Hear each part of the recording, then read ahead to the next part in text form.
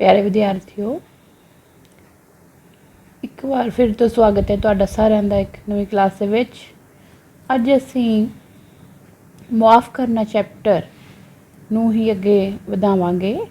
ਪਿਛਲੀ ਜਮਾਤ ਦੇ ਵਿੱਚ ਅਸੀਂ ਪੜ੍ਹਿਆ ਸੀ ਡਾਕਟਰ ਨਰਿੰਦਰ ਸਿੰਘ ਕਪੂਰ ਦਾ ਲਿਖਿਆ ਹੋਇਆ ਲੇਖ ਮੁਆਫ ਕਰਨਾ, ਜਿਸ ਵਿੱਚ ਉਹਨਾਂ ਨੇ ਸਾਨੂੰ ਦੱਸਿਆ ਹੈ ਕਿ ਜੋ ਮਨੁੱਖ ਹੈ ਉਹ ਗਲਤੀਆਂ ਕਰਦਾ ਹੈ। ਮਨੁੱਖ ਗਲਤੀਆਂ ਦਾ ਪੁਤਲਾ ਹੈ। ਜੇਕਰ ਮਨੁੱਖ ਗਲਤੀਆਂ ਨਹੀਂ ਕਰੂਗਾ ਤਾਂ ਉਹ ਫਿਰ ਪਰਮਾਤਮਾ ਬਣ ਜਾਵੇਗਾ। ਇਸ ਲਈ ਜੋ ਮਨੁੱਖ ਗਲਤੀ ਕਰਦਾ ਹੈ ਤੇ ਜਾਨਵਰਾਂ ਤੋਂ ਵੱਖਰਾ ਹੈ। ਜਾਨਵਰਾਂ ਤੋਂ ਕਿਵੇਂ ਵੱਖਰਾ ਹੈ ਕਿ ਮਨੁੱਖ ਨੂੰ ਆਪਣੀ ਗਲਤੀ ਦਾ ਅਹਿਸਾਸ ਹੁੰਦਾ ਹੈ, ਪਰ ਜੋ ਜਾਨਵਰ ਹੈ ਉਹ ਆਪਣੀ ਗਲਤੀ ਦਾ ਜੋ ਅਹਿਸਾਸ ਹੈ ਉਹ ਨਹੀਂ ਕਰ ਸਕਦਾ। ਇਸ ਕਰਕੇ ਮਨੁੱਖ ਜਾਨਵਰਾਂ ਤੋਂ ਵੱਖਰਾ ਹੈ ਤੇ ਸਾਨੂੰ ਦੂਸਰਿਆਂ ਨੂੰ ਮਾफ़ ਕਰਨ ਦੀ ਸ਼ਕਤੀ ਵੀ ਜੋ ਹੈ ਰੱਖਣੀ ਚਾਹੀਦੀ ਹੈ ਕਿ ਜੇਕਰ ਕੋਈ ਗਲਤੀ ਕਰਦਾ ਹੈ ਤਾਂ ਅਸੀਂ ਉਸ ਨੂੰ ਮਾफ़ ਕਰ ਸਕੀਏ। ਪਰ ਇਹ ਜੋ ਮਾफ़ ਕਰਨ ਦੀ ਸਮਰੱਥਾ ਹੈ ਨਾ, ਉਹ ਵੀ ਸਾਰਿਆਂ ਵਿੱਚ ਨਹੀਂ ਹੁੰਦੀ। ਇਹ ਗੁਣ ਵੀ ਕਿਸੇ ਕਿਸੇ ਦੇ ਵਿੱਚ ਹੀ ਹੁੰਦਾ ਹੈ, ਪਰ ਹਰ ਇੱਕ ਨੂੰ ਮਾफ़ੀ ਦੇਣਾ ਵੀ ਜੋ ਹੈ ਠੀਕ ਨਹੀਂ ਹੁੰਦਾ। ਕੁਝ ਵਿਅਕਤੀ ਅਜਿਹੇ ਹੁੰਦੇ ਹਨ ਜੋ ਮਾफ़ੀ ਦੇ ਲਾਇਕ ਵੀ ਨਹੀਂ ਹੁੰਦੇ। ਜੋ ਵਿਅਕਤੀ ਬਾਰ-ਬਾਰ ਇੱਕੋ ਹੀ ਗਲਤੀ ਕਰੇਗਾ ਔਰ ਆਪਣੀ ਹੀ ਗੱਲ 'ਤੇ ਅੜਿਆ ਰਹੇਗਾ, ਚਾਹੇ ਉਹ ਸਹੀ ਹੋਵੇ ਚਾਹੇ ਨਾ ਹੋਵੇ, ਤਾਂ ਅਜਿਹੇ ਵਿਅਕਤੀ ਜੋ ਹਨ ਫਿਰ ਸਮਾਜ ਲਈ ਖਤਰਨਾਕ ਸਿੱਧ ਹੁੰਦੇ ਹਨ ਤੇ ਅਜਿਹੇ ਵਿਅਕਤੀ ਮਾफ़ੀ ਦੇ ਕਾਬਲ ਨਹੀਂ ਹੁੰਦੇ। ਇਸ ਤਰ੍ਹਾਂ ਇਸ ਪਾਠ ਦੇ ਵਿੱਚ ਇਸ ਸੰਬੰਧੀ ਮੁਆਫ ਕਰਨ ਸੰਬੰਧੀ ਸਾਨੂੰ ਜੋ ਹੈ ਪੂਰੀ ਬਹੁਤ ਵਧੀਆ ਤਰੀਕੇ ਦੇ ਨਾਲ ਸਮਝਾਇਆ ਗਿਆ ਹੈ। ਤੇ ਹੁਣ ਅਸੀਂ ਇਸ ਤੋਂ ਅੱਗੇ ਦਾ ਪਾਠ ਜੋ ਹੈ ਪੜ੍ਹਾਂਗੇ। ਹਾਂਜੀ, ਜਦੋਂ ਕੋਈ ਸਾਡੇ ਨਾਲ ਘਿਸਰ ਕੇ ਲੰਘਦਾ ਹੈ ਤਾਂ ਸਾਨੂੰ ਪਤਾ ਲੱਗ ਜਾਂਦਾ ਹੈ ਕਿ ਉਹ ਸੁਭਾਵਿਕ ਹੀ ਘਿਸਰਿਆ ਹੈ ਜਾਂ ਜਾਣ ਕੇ ਸ਼ਰਾਰਤ ਨਾਲ ਘਿਸਰਿਆ ਹੈ। ਬਦਲਾ ਲੈਣ ਸਮੇਂ ਇਹ ਵੀ ਅੰਤਰ ਕਰਨਾ ਜ਼ਰੂਰੀ ਹੈ ਕਿ ਗਲਤੀ ਜਾਣ ਕੇ ਕੀਤੀ ਗਈ ਹੈ ਜਾਂ ਸੁਭਾਵਿਕ ਹੀ ਹੋ ਗਈ। ਗਲਤੀ ਕਰਨ ਵਾਲੇ ਦੇ ਪਹਿਲੇ 5 ਵਾਕ ਅਜਿਹਾ ਨਿਰਣਾ ਕਰਨ ਲਈ ਕਾਫੀ ਹਨ। ਕੁਝ ਗਲਤੀਆਂ ਉਹ ਹਨ ਜਿਹੜੀਆਂ ਦੁਸ਼ਮਣ ਕਰਦੇ ਹਨ। ਦੁਸ਼ਮਣਾਂ ਨੂੰ ਮੁਆਫ ਕਰਨਾ ਸੌਖਾ ਹੈ, ਪਰ ਦੋਸਤਾਂ ਨੂੰ ਮੁਆਫ ਕਰਨ ਦੀਆਂ ਮਿਸਾਲਾਂ ਬੜੀਆਂ ਘੱਟ ਹਨ। ਕੀ ਕਹਿ ਰਿਹਾ ਲੇਖਕ ਦੇ ਵਿੱਚ ਕਿ ਸਾਨੂੰ ਪਤਾ ਚੱਲ ਜਾਂਦਾ ਹੈ ਕਿ ਜੇ ਗਲਤੀ ਹੈ ਜਾਣੇ ਵਿੱਚ ਹੋਈ ਜਾਂ ਅਣਜਾਣੇ ਵਿੱਚ ਹੋਈ, ਕਿ ਗਲਤੀ ਕਰਨ ਵਾਲਾ ਜੋ ਹੈ ਜਾਣਬੁੱਝ ਕੇ ਗਲਤੀ ਕਰ ਗਿਆ ਜਾਂ ਫਿਰ ਉਸਨੇ ਬਿਨਾਂ ਉਸ ਤੋਂ ਮਤਲਬ ਗਲਤੀ ਨਾਲ ਹੋ ਜੋ ਹੈ ਉਹ ਹੋ ਗਈ, ਚਾਹੁੰਦਾ ਨਹੀਂ ਸੀ ਉਹ ਗਲਤੀ ਕਰਨਾ ਪਰ ਬਾਈ ਚਾਂਸ ਹੋ ਗਈ। ਇਸ ਤਰ੍ਹਾਂ ਸਾਨੂੰ ਇਸ ਨੂੰ ਪਹਿਲਾਂ ਪਰਖ ਲੈਣਾ ਚਾਹੀਦਾ ਹੈ, ਆਪਣਾ ਕੋਈ ਵੀ ਉੱਤਰ ਉਸ ਨੂੰ ਦੇਣ ਤੋਂ ਪਹਿਲਾਂ। ਕਈ ਵਾਰ ਅਜਿਹਾ ਹੁੰਦਾ ਹੈ ਕਿ ਉਹ ਮਨੁੱਖ ਨਾ ਚਾਹੁੰਦਿਆਂ ਹੋਇਆਂ ਵੀ ਉਸ ਤੋਂ ਹੋ ਜਾਂਦਾ ਹੈ ਗਲਤੀ, ਪਰ ਜੋ ਅਗਲੀ ਧਿਰ ਹੁੰਦੀ ਹੈ ਉਹ ਇਹ ਸੋਚਦੀ ਨਹੀਂ ਹੈ ਕਿ ਗਲਤੀ ਜਾਣਬੁੱਝ ਕੇ ਉਸਨੇ ਨਹੀਂ ਕੀਤੀ, ਅਤੇ ਸਗੋਂ ਉਸ ਤੋਂ ਜ਼ਿਆਦਾ ਨੁਕਸਾਨ ਅਗਲੇ ਤੇ ਦੂਸਰੀ ਧਿਰ ਦਾ ਕਰਨ ਦੀ ਕੋਸ਼ਿਸ਼ ਕਰਦੀ ਹੈ। ਪਰ ਇਸ ਤਰ੍ਹਾਂ ਨਹੀਂ ਕਰਨਾ ਚਾਹੀਦਾ। ਕਹਿੰਦੇ ਤੇ ਉਸ ਤੋਂ ਬਾਅਦ ਕਹਿੰਦੇ ਜੋ ਹੈ ਦੋਸਤ ਹਨ ਨਾ, ਉਹਨਾਂ ਜੇਕਰ ਉਹ ਗਲਤੀ ਕਰੇ ਤਾਂ ਉਹੋ ਜਿਹੀਆਂ ਮਿਸਾਲਾਂ ਬਹੁਤ ਘੱਟ ਹਨ ਅਤੇ ਉਹਨਾਂ ਨੂੰ ਮਾफ़ ਕੀਤਾ ਗਿਆ ਹੋਵੇ। ਕਹਿੰਦੇ ਦੁਸ਼ਮਣ ਜੋ ਹਨ, ਦੁਸ਼ਮਣਾਂ ਨੂੰ ਤਾਂ ਬੰਦਾ ਮੁਆਫ ਕਰ ਹੀ ਦਿੰਦਾ ਹੈ ਕਿ ਦੁਸ਼ਮਣ ਹੈ, ਉਹ ਸਾਡਾ ਪਤਾ ਹੈ ਸਾਡਾ ਨੁਕਸਾਨ ਕਰ ਸਕਦਾ ਹੈ, ਅਤੇ ਇਸ ਕਰਕੇ ਅਸੀਂ ਉਹ ਤੋਂ ਉਮੀਦ ਵੀ ਜ਼ਿਆਦਾ ਨਹੀਂ ਰੱਖਦੇ ਕਿ ਸਾਡਾ ਚੰਗਾ ਕਰੇਗਾ। ਪਰ ਜਦੋਂ ਸਾਡੇ ਦੋਸਤ ਹੀ ਸਾਡਾ ਕੁਝ ਗਲਤ ਕਰ ਦਿੰਦੇ ਹਨ ਤਾਂ ਫਿਰ ਜੋ ਦੋਸਤੀ ਹੈ ਉਹ ਦੋਸਤੀ ਨਹੀਂ ਰਹਿੰਦੀ, ਤਾਂ ਫਿਰ ਉਹ ਦੋਸਤੀ ਜੋ ਬਿਲਕੁਲ ਟੁੱਟ ਜਾਂਦੀ ਹੈ ਅਤੇ ਅਜਿਹੇ ਦੋਸਤਾਂ ਨੂੰ ਫਿਰ ਮੁਆਫ ਕਰਨਾ ਔਖਾ ਹੋ ਜਾਂਦਾ ਹੈ। ਉਂਝ ਤਾਂ ਦੋਸਤੀਆਂ ਵਿੱਚ ਅਸੀਂ ਬੜਾ ਕੁਝ ਸਹਿਜੇ ਹੀ ਬਰਦਾਸ਼ਤ ਕਰ ਲੈਂਦੇ ਹਾਂ, ਪਰ ਜਦ ਗੱਲ ਮੁਆਫੀ ਮੰਗਣ ਅਤੇ ਮੁਆਫ ਕਰਨ ਤੱਕ ਜਾ ਪਹੁੰਚੇ ਤਾਂ ਉਸ ਤੋਂ ਪਹਿਲਾਂ ਹੀ ਦੋਸਤੀ ਮੁੱਕ ਚੱਕੀ ਹੁੰਦੀ ਹੈ ਅਤੇ ਦੋਸਤ ਦੁਸ਼ਮਣ ਬਣ ਚੁੱਕੇ ਹੁੰਦੇ ਹਨ। ਅਜਿਹੀ ਸਥਿਤੀ ਵਿੱਚ ਕੁਝ ਸੁਭਾਵਿਕ ਘਟਨਾਵਾਂ ਹੀ ਇੰਝ ਵਾਪਰਦੀਆਂ ਹਨ ਕਿ ਦੋਵਾਂ ਧਿਰਾਂ ਵਿਚਕਾਰ ਵਿੱਥ ਵੱਧਦੀ ਰਹਿੰਦੀ ਹੈ। ਜ਼ਿੰਦਗੀ ਵਿੱਚ ਸਮਾਂ ਹੀ ਨਹੀਂ ਮਿਲਦਾ ਕਿ ਰਿਸ਼ਤੇ ਨੂੰ ਮੁੜ ਗੰਢਿਆ ਜਾ ਸਕੇ। ਕਹਿੰਦੇ ਜਿਹੜੀ ਦੋਸਤੀ ਹੈ ਨਾ, ਦੋਸਤੀ ਦੇ ਵਿੱਚ ਅਸੀਂ ਸਭ ਕੁਝ ਬਰਦਾਸ਼ਤ ਕਰ ਲੈਂਦੇ ਹਾਂ। ਦੋਸਤਾਂ ਦੇ ਵਿੱਚ ਬਹੁਤ ਕੁਝ ਚੱਲਦਾ ਹੈ, ਕਦੀ ਵੱਧ ਕਦੀ ਘੱਟ, ਕਦੀ ਲੜਾਈ, ਕਦੀ ਨਾਰਾਜ਼ਗੀ, ਕਦੀ ਬੋਲ ਪਏ ਫਿਰ ਤੋਂ ਚੱਲਦਾ ਹੀ ਰਹਿੰਦਾ ਹੈ ਇਹ ਛੋਟੀਆਂ ਛੋਟੀਆਂ ਗੱਲਾਂ।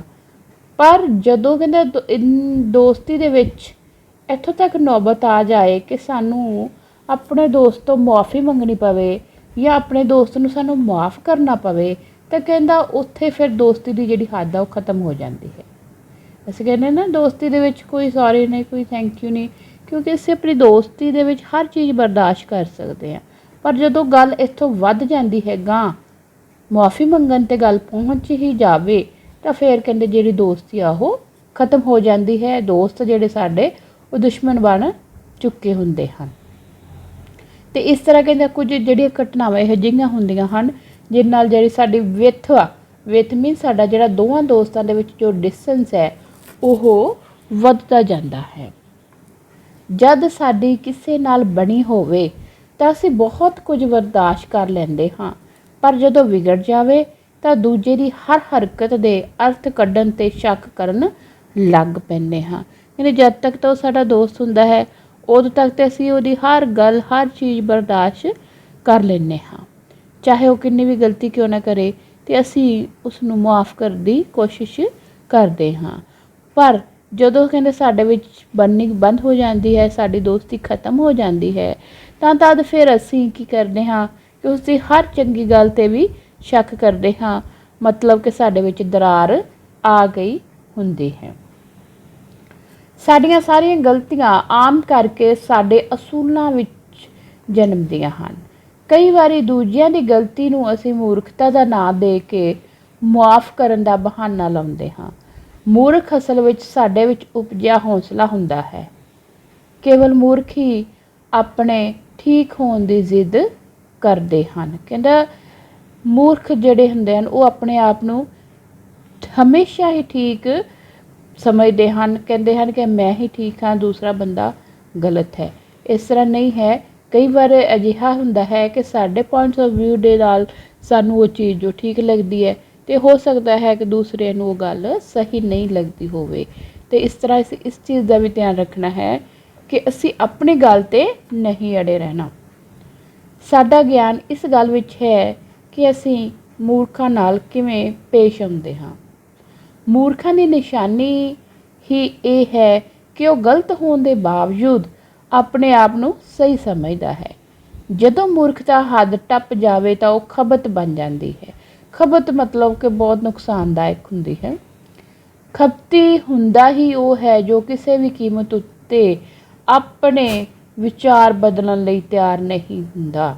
ਇਹਨਾਂ ਮੂਰਖ 'ਤੇ ਕੋਈ ਨਾ ਕੋਈ ਮੂਰਖਤਾ ਜੋ ਹੈ ਬੰਦਾ ਕਰ ਹੀ ਲੈਂਦਾ ਹੈ ਕਿਸੇ ਸਮੇਂ, ਪਰ ਜਦੋਂ ਹੱਦੋਂ ਟੱਪ ਜਾਵੇ ਤਾਂ ਉਹ ਕਹਿੰਦਾ ਖਪਤ ਬਣ ਜਾਂਦੀ ਹੈ। ਖਪਤ ਬਣ ਜਾਂਦੀ ਮਤਲਬ ਕਿ ਉਹ ਆਪਣੇ ਵਿਚਾਰਾਂ 'ਤੇ ਹੀ ਅੜਿਆ ਰਹਿੰਦਾ ਹੈ, ਕਦੇ ਵੀ ਆਪਣੇ ਆਪ ਨੂੰ ਬਦਲਣ ਲਈ ਤਿਆਰ ਨਹੀਂ ਹੁੰਦਾ। ਅਜਿਹੇ ਲੋਕਾਂ ਨੂੰ ਨਾ ਤਾਂ ਸੁਧਾਰਿਆ ਜਾ ਸਕਦਾ ਹੈ ਅਤੇ ਨਾ ਹੀ ਬਦਲਿਆ ਜਾ ਸਕਦਾ ਹੈ। ਇਹਨਾਂ ਨੂੰ ਮੁਆਫ ਕਰਨ ਦੀ ਥਾਂ ਇਹਨਾਂ ਤੋਂ ਮੁਆਫੀ ਮੰਗ ਲੈਣੀ ਹੀ ਸਿਆਣਪ ਹੈ। ਕਹਿੰਦੇ ਕਈ ਵਾਰ ਸਾਨੂੰ ਜ਼ਿੰਦਗੀ ਵਿੱਚ ਅਜਿਹੇ ਲੋਕ ਮਿਲਦੇ ਹਨ ਜੋ ਸਿਰਫ ਆਪਣੇ ਆਪ ਨੂੰ ਹੀ ਸਹੀ ਠਹਿਰਾਉਂਦੇ ਹਨ। ਉਹ ਕਦੇ ਵੀ ਨਹੀਂ ਸੋਚਦੇ ਕਿ ਉਹ ਗਲਤ ਹਨ, ਪਰ ਹਮੇਸ਼ਾ ਆਪਣੀ ਗੱਲ 'ਤੇ ਅੜੇ ਰਹਿੰਦੇ ਹਨ। ਅਤੇ ਕਹਿੰਦਾ ਅਜਿਹੇ ਲੋਕਾਂ ਤੋਂ ਫਿਰ ਮੁਆਫੀ ਮੰਗ ਲੈਣੀ ਹੀ ਸਹੀ ਹੁੰਦੀ ਹੈ, ਕਿਉਂਕਿ ਅਜਿਹੇ ਲੋਕ ਜੋ ਹੁੰਦੇ ਹਨ ਕਦੀ ਵੀ ਆਪਣੇ ਆਪ ਨੂੰ ਗਲਤ ਨਹੀਂ ਠਹਿਰਾਉਂਦੇ। ਇਹਨਾਂ ਨੂੰ ਮੁਆਫ ਕਰਨ ਦੀ ਥਾਂ 'ਤੇ ਚੰਗਾ ਇਹਨਾਂ ਦੇ ਅੱਗੇ ਹੱਥ ਜੋੜ ਲਓ ਕਿ ਬਈ ਤੁਸੀਂ ਠੀਕ ਹੋ, ਅਸੀਂ ਗਲਤ ਹਾਂ ਅਤੇ ਤੁਸੀਂ ਆਪਣੇ ਰਸਤੇ ਅਤੇ ਅਸੀਂ ਆਪਣੇ ਰਸਤੇ। ਇਹੋ ਜਿਹੇ ਲੋਕਾਂ ਤੋਂ ਮੁਆਫੀ ਮੰਗ ਕੇ ਪਾਸਾ ਵੱਟ ਲੈਣਾ ਹੀ ਚੰਗਾ ਹੁੰਦਾ ਹੈ। ਗਲਤੀਆਂ ਸਾਰੇ ਕਰਦੇ ਹਨ, ਪਰ ਕੁਝ ਲੋਕ ਆਪਣੀ ਗਲਤੀ ਨੂੰ ਜਾਇਜ਼ ਠਹਿਰਾਉਣ ਲਈ ਬੜੀ ਮਿਹਨਤ ਕਰਦੇ ਹਨ।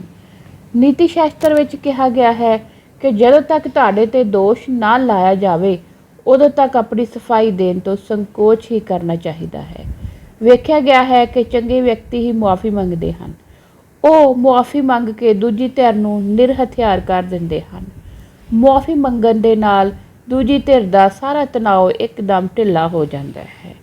ਕਹਿੰਦੇ ਕੁਝ ਲੋਕ ਹੁੰਦੇ ਹਨ ਕਿ ਜਰਾ ਜੀ ਉਹਨਾਂ ਨੇ ਗਲਤੀ ਕੀਤੀ ਫਟਾਫਟ ਮੁਆਫੀ ਮੰਗ ਲੈਂਦੇ ਹਨ, ਅਤੇ ਇਸ ਤਰ੍ਹਾਂ ਕਰਨ ਨਾਲ ਕੀ ਹੈ ਕਿ ਅਗਲਾ ਬੰਦਾ ਜੋ ਹੈ ਉਹ ਚੁੱਪ ਹੋ ਜਾਂਦਾ ਹੈ, ਸ਼ਾਂਤ ਹੋ ਜਾਂਦਾ ਹੈ, ਉਸਦਾ ਗੁੱਸਾ ਜੋ ਹੈ ਠੰਡਾ ਹੋ ਜਾਂਦਾ ਹੈ। ਅਤੇ ਕੁਝ ਗਲਤੀ ਕਰਕੇ ਵੀ ਅੜੇ ਰਹਿੰਦੇ ਹਨ, ਆਪਣੇ ਆਪ ਨੂੰ ਹੀ ਸਹੀ ਠਹਿਰਾਉਣ ਦੀ ਕੋਸ਼ਿਸ਼ ਕਰਦੇ ਹਨ। ਇਸ ਤਰ੍ਹਾਂ ਕੀ ਹੈ ਕਿ ਉਹ ਲੋਕ ਜੋ ਹਨ ਮਾफ़ੀ ਦੇ ਕਾਬਿਲ ਵੀ ਨਹੀਂ ਰਹਿੰਦੇ। ਮਾफ़ੀ ਵੀ ਕਈ ਢੰਗਾਂ ਦੇ ਨਾਲ ਮੰਗੀ ਜਾਂਦੀ ਹੈ। ਸੱਚੀ ਭਾਵਨਾ ਨਾਲ ਮੰਗੀ ਮੁਆਫ਼ੀ ਵਾਤਾਵਰਨ ਨੂੰ ਸੁਖਾਵਾਂ ਬਣਾ ਕੇ ਦੋਵਾਂ ਧਿਰਾਂ ਨੂੰ ਹੋਰ ਨੇੜੇ ਲਿਆਉਂਦੀ ਹੈ। ਹੁਣ ਤੁਸੀਂ ਵੇਖਿਆ ਹੋਏਗਾ ਕਿ ਕਈ ਵਾਰੀ ਜਮਾਤ ਦੇ ਵਿੱਚ ਬੱਚੇ ਲੜ ਪੈਂਦੇ ਹਨ ਤਾਂ ਫਿਰ ਅਧਿਆਪਕ ਉਹਨਾਂ ਨੂੰ ਵਿੱਚ ਜਦੋਂ ਸੁਲ੍ਹਾ ਸਫਾਈ ਕਰਾਉਂਦਾ ਹੈ ਤੇ ਕਹਿੰਦਾ ਚਲੋ ਇੱਕ ਦੂਜੇ ਤੋਂ ਮੁਆਫ਼ੀ ਮੰਗ ਲਓ, ਔਰ ਬੜੇ ਹੀ ਅਣਮਨੇ ਜਿਹੇ ਮਨ ਦੇ ਨਾਲ ਉਹ ਮੁਆਫ਼ੀ ਮੰਗਦੇ ਹਨ, ਇੱਕ ਦੂਜੇ ਨੂੰ ਬਸ ਸੌਰੀ ਬੋਲਿਆ ਔਰ ਆਪਣੀ ਸੀਟ 'ਤੇ ਚਲੇ ਗਏ। ਅਜਿਹੀ ਮੁਆਫ਼ੀ ਦਾ ਵੀ ਕਹਿੰਦੇ ਕੋਈ ਫ਼ਾਇਦਾ ਨਹੀਂ ਹੈ। ਅਗਰ ਮੁਆਫ਼ੀ ਮੰਗਣੀ ਹੈ ਤਾਂ ਬੜੇ ਸਲੀਕੇ ਦੇ ਨਾਲ ਪੂਰੇ ਤਨੋਂ ਮਨੋਂ ਮੁਆਫ਼ੀ ਮੰਗੋ, ਤਾਂ ਕਿ ਅਗਲੀ ਧਿਰ ਨੂੰ ਵੀ ਲੱਗੇ ਕਿ ਹਾਂ ਤੁਹਾਨੂੰ ਆਪਣੀ ਗਲਤੀ ਦਾ ਪਛਤਾਵਾ ਹੋ ਰਿਹਾ ਹੈ। ਤੇ ਜੇਕਰ ਤੁਸੀਂ ਅਜਿਹਾ ਨਹੀਂ ਕਰੋਗੇ ਤਾਂ ਫਿਰ ਉਸ ਦਾ ਕੋਈ ਫ਼ਾਇਦਾ ਨਹੀਂ ਹੋਏਗਾ। ਜੇਕਰ ਤੁਸੀਂ ਤਨੋਂ ਮਨੋਂ ਮੰਗੋਗੇ ਤਾਂ ਤੁਹਾਡੇ ਦੋਹਾਂ ਵਿੱਚ ਜੋ ਹੈ ਲੜਾਈ ਵਾਲਿਆਂ ਜਿਹਦੇ ਵਿੱਚ ਲੜਾਈ ਹੋਈ ਉਹਨਾਂ ਦੇ ਵਿੱਚ ਆਪਸ ਵਿੱਚ ਫਿਰ ਬਣਨਾ ਸ਼ੁਰੂ ਹੋ ਜਾਏਗੀ, ਜੇਕਰ ਸਹੀ ਢੰਗ ਦੇ ਨਾਲ ਤੁਸੀਂ ਮੁਆਫ਼ੀ ਉਸ ਤੋਂ ਮੰਗ ਲਓਗੇ। ਅਜਿਹੀ ਮੁਆਫ਼ੀ ਵਿੱਚ ਮੁਆਫ਼ੀ ਮੰਗਣ ਵਾਲਾ ਕਹਿ ਰਿਹਾ ਹੁੰਦਾ ਹੈ ਕਿ ਮੈਂ ਜੋ ਕੁਝ ਕੀਤਾ ਉਹ ਮੇਰਾ ਅਸਲ ਵਰਤਾਰਾ ਨਹੀਂ ਸੀ, ਮੈਨੂੰ ਆਪਣਾ ਸੁਭਾਅ ਵਿਖਾਉਣ ਲਈ ਇੱਕ ਅਵਸਰ ਦਿਓ, ਕਿ ਮੇਰੇ ਤੋਂ ਬਾਈ ਮਿਸਟੇਕ ਗਲਤੀ ਹੋ ਗਈ, ਅਸਲ ਵਿੱਚ ਮੈਂ ਅਜਿਹਾ ਨਹੀਂ ਹਾਂ, ਤੇ ਮੈਨੂੰ ਇੱਕ ਮੌਕਾ ਦਿੱਤਾ ਜਾਵੇ ਕਿ ਮੈਂ ਤੁਹਾਨੂੰ ਚੰਗਾ ਬਣ ਕੇ ਵਿਖਾ ਸਕਾਂ। ਉੱਪਰੋਂ ਮੰਗੀ ਗਈ ਮੁਆਫ਼ੀ ਦਾ ਅਸਲ ਉਦੇਸ਼ ਦੂਜੀ ਧਿਰ ਵੱਲੋਂ ਬਦਲਾ ਲੈਣ ਦੇ ਯਤਨਾਂ ਨੂੰ ਖੁੰਡਾ ਕਰਨਾ ਹੁੰਦਾ ਹੈ ਕਿ ਉਹ ਅੱਗੋਂ ਸਾਡੇ ਤੋਂ ਬਦਲਾ ਨਾ ਲਵੇ। ਇਸ ਕਰਕੇ ਜੋ ਹੈ ਮੁਆਫ਼ੀ ਉੱਪਰੋਂ ਮੰਗੀ ਜਾਂਦੀ ਹੈ, ਦਿਖਾਵੇ ਲਈ ਮੁਆਫ਼ੀ ਮੰਗੀ ਜਾਂਦੀ ਹੈ। ਕਿਸੇ ਨੂੰ ਮੁਆਫ਼ ਕਰਦੇ ਹੋਏ ਅਸਲ ਵਿੱਚ ਅਸੀਂ ਉਸ ਦੇ ਦੋਸ਼ ਦੀ ਹੀ ਪੁਸ਼ਟੀ ਕਰ ਰਹੇ ਹੁੰਦੇ ਹਾਂ। ਹਰ ਕਿਸੇ ਨੂੰ ਮੁਆਫ਼ ਕਰ ਦੇਣਾ ਜ਼ੁਲਮ ਹੁੰਦਾ ਹੈ, ਕਿਉਂਕਿ ਇਵੇਂ ਮੁਆਫ਼ ਕਰਨ ਵਾਲਾ ਮੁਆਫ਼ ਕੀਤੇ ਜਾਣ ਵਾਲੇ ਮੁਕਾਬਲੇ ਆਪਣੀ ਵਡਿਆਈ ਸਥਾਪਿਤ ਕਰ ਜਾਂਦਾ ਹੈ। ਕਹਿੰਦੇ ਜਦੋਂ ਅਸੀਂ ਹਰ ਵਾਰੀ ਕਿਸੇ ਨੂੰ ਮੁਆਫ਼ ਕਰ ਦਿੰਦੇ ਹਾਂ ਨਾ, ਤਾਂ ਉਸ ਨੂੰ ਫਿਰ ਉਸ ਚੀਜ਼ ਦੀ ਆਦਤ ਪੈ ਜਾਂਦੀ ਹੈ ਔਰ ਉਹ ਵਾਰ-ਵਾਰ ਆਪਣੀ ਗਲਤੀ ਨੂੰ ਦੁਹਰਾਉਂਦਾ ਹੈ, ਕਿਉਂਕਿ ਉਸ ਨੂੰ ਪਤਾ ਹੈ ਕਿ ਮੈਨੂੰ ਮੁਆਫ਼ੀ ਹੀ ਮਿਲ ਜਾਣੀ ਹੈ। ਇਸ ਕਰਕੇ ਹਰ ਵਾਰੀ ਕਹਿੰਦਾ ਮੁਆਫ਼ ਨਹੀਂ ਕਰਨਾ ਚਾਹੀਦਾ ਕਿਸੇ ਨੂੰ। ਗਲਤੀ ਹੁੰਦੀ ਹੈ, ਇੱਕ ਵਾਰ ਹੁੰਦੀ, 2 ਵਾਰ ਹੁੰਦੀ, 3 ਵਾਰ ਹੁੰਦੀ, ਪਰ ਜੋ ਵਾਰ-ਵਾਰ ਗਲਤੀਆਂ ਜਦੋਂ ਹੋਣ ਲੱਗ ਪੈਣ ਤਾਂ ਫਿਰ ਜੋ ਹੈ ਉੱਥੇ ਮੁਆਫ਼ੀ ਦੀ ਕੋਈ ਗੁੰਜਾਇਸ਼ ਨਹੀਂ ਰਹਿ ਜਾਂਦੀ। ਕਈ ਬਾਗੀ ਇਸ ਗੱਲ ਨੂੰ ਮੁਆਫ਼ ਨਹੀਂ ਕਰਦੇ ਕਿ ਉਹਨਾਂ ਨੂੰ ਮੁਆਫ਼ੀ ਦਿੱਤੀ ਗਈ ਸੀ। ਕਹਿੰਦੇ ਇੱਕ ਬਾਦਸ਼ਾਹ ਨੇ ਇੱਕ ਬਾਗੀ ਬਾਰੇ ਕਿਹਾ ਸੀ ਉਹ ਮਹਾਨ ਦੇਸ਼ ਭਗਤ ਬਣਨਾ ਚਾਹੁੰਦਾ ਸੀ, ਪਰ ਮੈਂ ਇਸ ਨੂੰ ਸਫਲ ਨਹੀਂ ਹੋਣ ਦੇਵਾਂਗਾ, ਕਿਉਂਕਿ ਮੈਂ ਉਸ ਦੀ ਹਰ ਬਗਾਵਤ ਨੂੰ ਮੁਆਫ਼ ਕਰ ਦੇਵਾਂਗਾ। ਮਤਲਬ ਕਿ ਇੱਕ ਜੋ ਬਾਗੀ ਸੀ, ਬਾਗੀ ਕੌਣ ਹੁੰਦਾ ਹੈ? ਜੋ ਆਪਣੇ ਦੇਸ਼ ਦੇ ਨਾਲ ਬਗਾਵਤ ਕਰਦਾ ਹੈ। ਤੇ ਉਹ ਮਤਲਬ ਮਹਾਨ ਦੇਸ਼ ਭਗਤ ਆਪਣੇ ਆਪ 'ਚ ਬਣਨਾ ਚਾਹੁੰਦਾ ਸੀ ਕਿ ਮੈਂ ਆਪਣੇ ਦੇਸ਼ ਨੂੰ ਆਜ਼ਾਦ ਕਰਵਾਉਣਾ ਚਾਹੁੰਦਾ ਹਾਂ ਜਾਂ ਕਿਸੇ ਤਰੀਕੇ ਵੀ, ਪਰ ਉਹ ਬਾਦਸ਼ਾਹ ਨੇ ਕਿਹਾ ਕਿ ਮੈਂ ਇਹਨੂੰ ਬਗਾਵਤ ਨਹੀਂ ਕਰਨ ਦੇਣੀ। ਕਿਉਂ? ਬਗਾਵਤ ਤਾਂ ਤਦ ਉਦੋਂ ਬਣੇਗੀ ਜਦੋਂ ਮੈਂ ਉਸ ਦਾ ਉਲਟਾ ਜਵਾਬ ਦਊਂਗਾ, ਤੇ ਮੈਂ ਉਸ ਨੂੰ ਵਾਰ-ਵਾਰ ਮੁਆਫ਼ ਕਰੀ ਜਾਊਂਗਾ। ਉਹ ਗਲਤੀ ਕਰੂਗਾ, ਮੈਂ ਉਸ ਨੂੰ ਮੁਆਫ਼ ਕਰ ਦੇਵਾਂਗਾ। ਇਸ ਤਰ੍ਹਾਂ ਜੋ ਹੈ ਉਸ ਦੀ ਬਗਾਵਤ ਜੋ ਹੈ ਉਹ ਸਫਲ ਨਹੀਂ ਹੋਏਗੀ ਔਰ ਜੋ ਕਰਨਾ ਚਾਹੁੰਦਾ ਹੈ ਉਹ ਨਹੀਂ ਹੋਏਗਾ। ਉਹ ਵਿਅਕਤੀ ਤਰਸਯੋਗ ਹੁੰਦਾ ਹੈ ਜਿਸ ਨੂੰ ਮੁਆਫ਼ ਕਰਨ ਦਾ ਅਵਸਰ ਮਿਲੇ ਪਰ ਉਹ ਮੁਆਫ਼ ਨਾ ਕਰੇ। ਅਜਿਹੇ ਵਿਅਕਤੀ ਨੂੰ ਦੂਜੀ ਧਿਰ ਕਦੇ ਵੀ ਮੁਆਫ਼ ਨਹੀਂ ਕਰਦੀ। ਜਦੋਂ ਕਿਸੇ ਵਿਅਕਤੀ ਨੂੰ ਮੁਆਫ਼ੀ ਮੰਗਣ ਦੇ ਬਾਵਜੂਦ ਮੁਆਫ਼ ਨਾ ਕੀਤਾ ਜਾਵੇ ਤਾਂ ਉਹ 100 ਸੱਪਾਂ ਦੀ ਵਿਸ ਘੋਲਦਾ ਹੈ ਤੇ ਡੰਗ ਮਾਰਨ ਦੇ ਲਈ ਮੌਕੇ ਦੀ ਤਲਾਸ਼ ਵਿੱਚ ਰਹਿੰਦਾ ਹੈ। ਮੁਆਫ਼ੀ ਮੰਗਣ ਦੇ ਬਾਵਜੂਦ ਜਦ ਕਿਸੇ ਨੂੰ ਮੁਆਫ਼ ਨਾ ਕੀਤਾ ਜਾਵੇ ਤਾਂ ਇਸ ਤੋਂ ਵੱਡੀ ਕੋਈ ਬੇਇੱਜ਼ਤੀ ਨਹੀਂ ਹੁੰਦੀ। ਜਦੋਂ ਅਸੀਂ ਗਲਤੀ ਕਰਦੇ ਹਾਂ ਤੇ ਅਸੀਂ ਕਈ ਵਾਰ ਤਨੋਂ ਮਨੋਂ, ਲੇਖਕ ਦੱਸਦਾ ਹੈ ਕਿ ਜਦੋਂ ਅਸੀਂ ਮੁਆਫ਼ੀ ਮੰਗ ਲੈਂਦੇ ਹਾਂ ਕਿਸੇ ਤੋਂ ਤਨੋਂ ਮਨੋਂ, ਪਰ ਸਾਨੂੰ ਅੱਗੋਂ ਮੁਆਫ਼ੀ ਨਹੀਂ ਮਿਲਦੀ, ਤਾਂ ਫਿਰ ਜੋ ਮੁਆਫ਼ੀ ਮੰਗਣ ਵਾਲਾ ਵਿਅਕਤੀ ਹੈ ਨਾ, ਉਸ ਨੂੰ ਬੜਾ ਗੁੱਸਾ ਆਉਂਦਾ ਹੈ।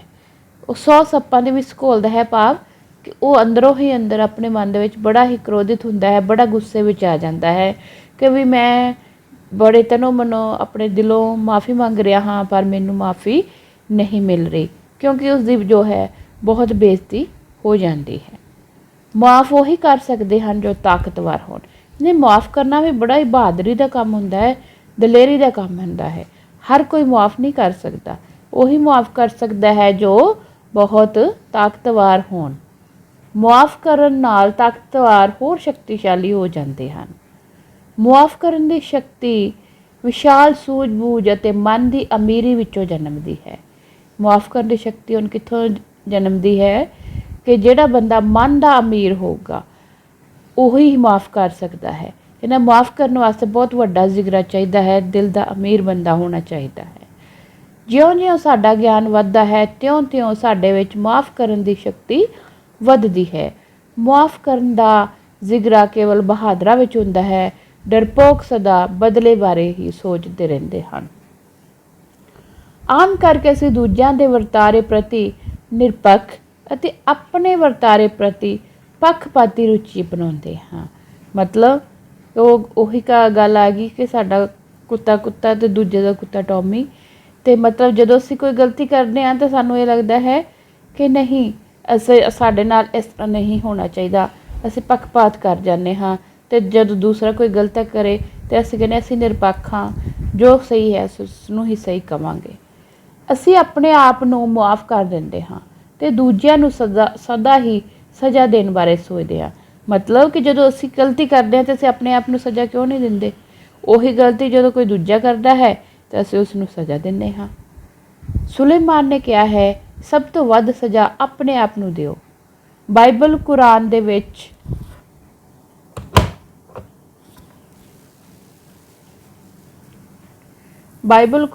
ਵਿੱਚ ਗੁਰੂ ਗ੍ਰੰਥ ਸਾਹਿਬ ਵਿੱਚ ਮੁਆਫ਼ ਕਰਨ ਨੂੰ ਮਹਾਨ ਅਤੇ ਸਤਿਕਾਰਯੋਗ ਦੱਸਿਆ ਗਿਆ ਹੈ। ਮੁਆਫ਼ ਕਰਕੇ ਅਸੀਂ ਦੂਜੀ ਧਿਰ ਨੂੰ ਨਫ਼ਰਤ ਕਰਨ ਦੇ ਦੁਖਦਾਈ ਅਮਲ ਤੋਂ ਬਚ ਜਾਂਦੇ ਹਾਂ। ਮਤਲਬ ਕਿ ਜਦੋਂ ਅਸੀਂ ਕਿਸੇ ਨੂੰ ਮੁਆਫ਼ ਨਹੀਂ ਕਰਦੇ ਨਾ ਤਾਂ ਉਹ ਅੱਗੋਂ ਸਾਡੇ ਨਾਲ ਨਫ਼ਰਤ ਕਰਨਾ ਸ਼ੁਰੂ ਕਰ ਦਿੰਦਾ ਹੈ। ਅਤੇ ਜੇਕਰ ਅਸੀਂ ਉਸ ਨੂੰ ਮੁਆਫ਼ ਕਰ ਦਿੰਦੇ ਹਾਂ, ਕਹਿੰਦੇ ਅਸੀਂ ਉਸ ਨਫ਼ਰਤ ਤੋਂ ਬਚ ਜਾਂਦੇ ਹਾਂ। ਗੁਰਬਾਣੀ ਦੇ ਵਿੱਚ ਉਹਨਾਂ ਦੀ ਮਹਿਮਾ ਗਾਈ ਗਈ ਹੈ ਜਿਨ੍ਹਾਂ ਵੇਖ ਕੇ ਅੰਡਿਤ ਕੀਤਾ, ਸਭ ਕੁਝ ਜਾਣਦਿਆਂ ਹੋਇਆਂ ਵੀ ਅਣਜਾਣ ਬਣ ਗਏ ਅਤੇ ਗਲਤੀਆਂ ਨੂੰ ਮੁਆਫ਼ ਕਰ ਦਿੱਤਾ। ਇਸ ਤਰ੍ਹਾਂ ਜੋ ਹੈ ਮੁਆਫ਼ ਕਰਨਾ ਬਹੁਤ ਹੀ ਵੱਡਾ ਗੁਣ ਹੈ ਅਤੇ ਹਰ ਇੱਕ ਦੇ ਵਿੱਚ ਕਹਿੰਦੇ ਇਹ ਗੁਣ ਵੀ ਨਹੀਂ ਹੁੰਦਾ। ਅਤੇ ਜਿਨ੍ਹਾਂ ਵਿੱਚ ਇਹ ਗੁਣ ਹੁੰਦਾ ਹੈ ਬੜੇ ਬਹਾਦਰ ਹੁੰਦੇ ਹਨ, ਬੜੇ ਵੱਡੇ ਦਿਲ ਵਾਲੇ ਹੁੰਦੇ ਹਨ ਅਤੇ ਜੋ ਕਿ ਦੂਸਰੇ ਦੀਆਂ ਗਲਤੀਆਂ ਨੂੰ ਮੁਆਫ਼ ਕਰਦੇ ਹਨ। ਇੱਥੋਂ ਤੱਕ ਕਿ ਸਾਡੇ ਸਾਰੇ ਧਾਰਮਿਕ ਗ੍ਰੰਥਾਂ ਦੇ ਵਿੱਚ, ਚਾਹੇ ਉਹ ਹਿੰਦੂਆਂ ਦਾ ਹੋਵੇ, ਸਿੱਖਾਂ ਦਾ ਹੋਵੇ ਜਾਂ ਈਸਾਈਆਂ ਦਾ ਹੋਵੇ, ਕੋਈ ਵੀ ਧਾਰਮਿਕ ਗ੍ਰੰਥ ਹੋਵੇ, ਸਾਰੇ ਸਾਨੂੰ ਇਹੀ ਸਿੱਖਿਆ ਦਿੰਦੇ ਹਨ ਕਿ ਸਾਨੂੰ ਜੋ ਹੈ ਮੁਆਫ਼ ਕਰ ਦੇਣਾ ਚਾਹੀਦਾ ਹੈ। ਗਲਤੀਆਂ ਨੂੰ ਦੇਖ ਕੇ ਉਸ 'ਤੇ ਪਰਦਾ ਪਾ ਦੇਣਾ ਚਾਹੀਦਾ ਹੈ ਤਾਂ ਕਿ ਉਹ ਵਿਅਕਤੀ ਅੱਗੇ ਤੋਂ ਹੋਰ ਗਲਤੀਆਂ ਨਾ ਕਰੇ ਅਤੇ ਅਸੀਂ ਉਸ ਦੀ ਨਫ਼ਰਤ ਤੋਂ ਬਚ ਸਕੀਏ। ਕਿਉਂਕਿ ਜੇਕਰ ਅਸੀਂ ਉਸ ਨੂੰ ਮਾਫ਼ ਨਹੀਂ ਕਰਾਂਗੇ ਤਾਂ ਉਹ ਸਾਡੇ ਨਾਲ ਹੋਰ ਜ਼ਿਆਦਾ ਨਫ਼ਰਤ ਕਰਨਾ ਸ਼ੁਰੂ ਕਰ ਦੇਵੇਗਾ। ਅੱਜ ਬਸ ਇੱਥੋਂ ਤੱਕ ਹੀ। ਇਸ ਤੋਂ ਅੱਗੇ ਦਾ ਜੋ ਪਾਠ ਹੈ ਉਹ ਅਸੀਂ ਅਗਲੀ ਜਮਾਤ ਵਿੱਚ ਕਰਾਂਗੇ ਅਤੇ ਅਭਿਆਸ ਇਸ ਦੇ ਨਾਲ ਦੀ ਵੀ ਉਸੇ ਜਮਾਤ ਵਿੱਚ ਹੀ ਕਰਾਂਗੇ। ਇਸ ਦੇ ਨਾਲ ਦੀ ਜੋ ਅਸਾਈਨਮੈਂਟ ਹੈ ਉਹ ਤੁਸੀਂ ਕਰਕੇ ਭੇਜਣੀ ਹੈ। ਇੱਕ ਵਾਰੀ ਫਿਰ ਤੋਂ ਮੈਂ ਕਹਾਂਗੀ ਕਿ ਬਹੁਤ ਘੱਟ ਬੱਚੇ ਹੀ ਆਪਣਾ ਅਸਾਈਨਮੈਂਟ ਕਰਕੇ ਭੇਜ ਰਹੇ ਹਨ। ਇਸ ਦੇ ਨਾਲ ਤੁਹਾਡਾ ਆਪਣਾ ਹੀ ਨੁਕਸਾਨ ਹੈ। ਐਬਸੈਂਟ ਤੁਹਾਡੀ ਲੱਗੀ ਜਾਏਗੀ ਅਤੇ ਬਾਅਦ ਵਿੱਚ ਜਦੋਂ ਤੁਹਾਡੀ ਰਜਿਸਟ੍ਰੇਸ਼ਨ ਹੋਏਗੀ ਉਸ ਵਕਤ 'ਤੇ ਫਿਰ ਬੜੀ ਪ੍ਰੋਬਲਮ ਹੁੰਦੀ ਹੈ। ਇਸ ਕਰਕੇ ਅਜਿਹੀਆਂ ਸਮੱਸਿਆਵਾਂ ਤੋਂ ਬਚਣ ਲਈ ਆਪਣਾ ਜੋ ਕੰਮ ਹੈ ਰੈਗੂਲਰ ਰੱਖੋ ਔਰ ਨਾਲ ਦੀ ਨਾਲ ਆਪਣੀ ਅਸਾਈਨਮੈਂਟ ਭੇਜਣ ਦੀ ਕੋਸ਼ਿਸ਼ ਕਰੋ। ਧੰਨਵਾਦ।